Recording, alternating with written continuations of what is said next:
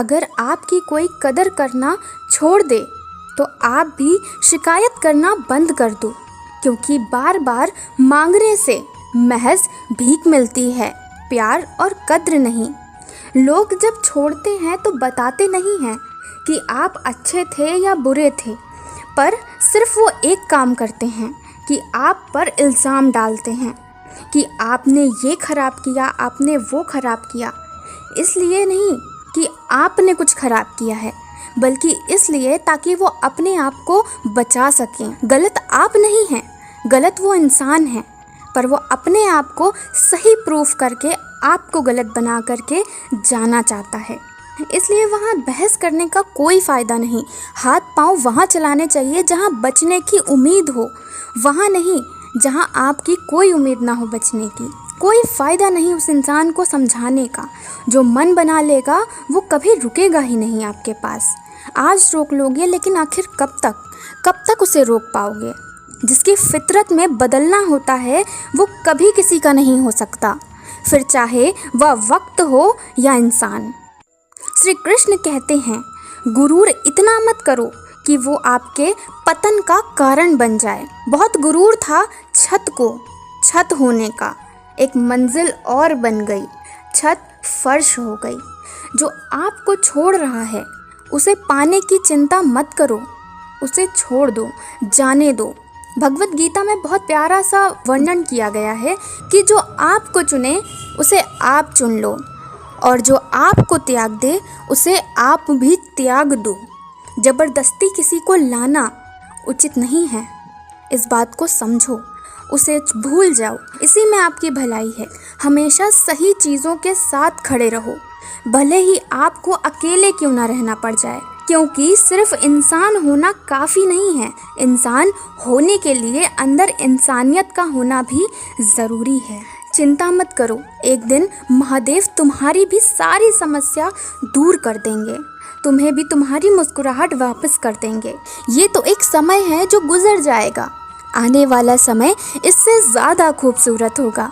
देखो यहाँ समझो, प्रेम का अर्थ केवल किसी को पाना नहीं होता, और प्रेम आजकल बस एक खिलौना बन गया है। तुम पसंद हो, तुम पसंद थे, पर क्या पता कल कोई और होगा। यही वजह है कि लोग सामने वाले को दोष देकर खुद चले जाते हैं, इसलिए उन्हें पाने की इच्छा करना व्यर्थ है। सोचो, जब स्वयं श्री कृष्ण ने आकर प्रेम को समझाया, इसका अर्थ क्या है? इसका अर्थ यही है, प्रेम इतना आसान नहीं और इतनी आसानी से हो नहीं सकता, और जिसको प्रेम है वो इतनी आसानी से छोड़ नहीं सकता। अगर वो गया है तो इस बात को महसूस करो, समझो और बेवकूफ़ बनना छोड़ दो। लोग जाते इसलिए नहीं कि आपने कुछ गलत किया है, लोग जाते इसलिए हैं क्योंकि वो अपना काला सच नहीं बताना चाहते। जब आपसे कोई फ़ायदा या काम नहीं मिलेगा तो लोग आपको एक खिलौने की तरह सोचकर फेंक देते हैं, लेकिन इन सब का हिसाब स्वयं भगवान करेंगे। आपको अपना कर्म करना चाहिए। टूटने का मतलब ये नहीं कि सफ़र ख़त्म हो गया, कभी कभी टूटकर सफ़र की नई शुरुआत भी होती है।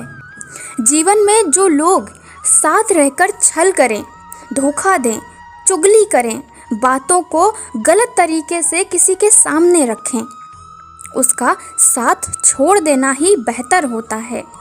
मुश्किल नहीं है कुछ दुनिया में, तू ज़रा हिम्मत तो कर। ख्वाब बदलेंगे हकीकत में, तू ज़रा कोशिश तो कर। सिक्का दोनों का होता है, हेड का भी टेल का भी, बस वक्त उसका होता है जो पलट कर ऊपर आता है। तो तुम अपने आप को भी बदलो। किसी इंसान पर डिपेंड रहना तुम्हारी ताकत नहीं, क्या उसके बिना तुम जी नहीं सकते? तुम्हारी ज़िंदगी में और भी लोग हैं, ज़रूरी नहीं किसी एक पे ही ज़िंदगी रखी जाए। महाभारत में श्री कृष्ण कहते हैं, तुम्हारे अंदर इतनी क्षमता होनी चाहिए कि किसी को तुम एक पल में त्याग दो। तो क्या तुम्हारे अंदर इतनी क्षमता नहीं है?